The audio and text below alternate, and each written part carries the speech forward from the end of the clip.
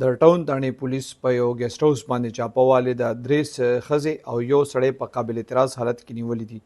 2 د دغه ګیسټ هاوس ملازمین نیولي دي او یو سړی دغه موقع کې د دې نه تښتېدلی. دې حوالې سره چې ټاون تاڼه کې کوم اف ای آر درج شوی د هغې مطابق پولیس وایي چې دې ته اطلاع میلاو شوې وه چې دغلته یو ګیسټ هاوس دی او په هغې کې کوبهخانه کلو شوې ده.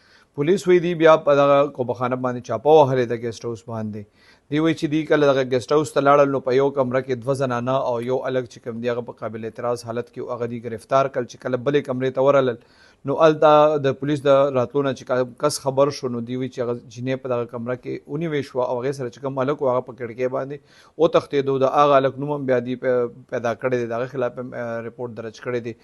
پولیس وینا دا ده چې 2 کسان د دې ګیسټ هاوس ملازمینو هغوی هم ګرفتار شوي دي. کم کس چې تښتېدلی دی هغه او د ګیسټ هاوس مالک پاتې دي. پولیس وایي د هغې خلاف هم اف ای آر درج شوی دی خو هغوی لا ګرفتار شوي نه دي. څنګه چې ما تاسو ته وویل د پولیسو وینا دا ده چې دې ته اطلاع دا وه چې په دې ګیسټ هاوس کې کوبهخانه کلو شوې ده. پولیس وینا دا ده چې داسې کم ځایونه دي مزید هم په ټول پېښور کې د هغې خلاف به هم کاروایانې کېږي.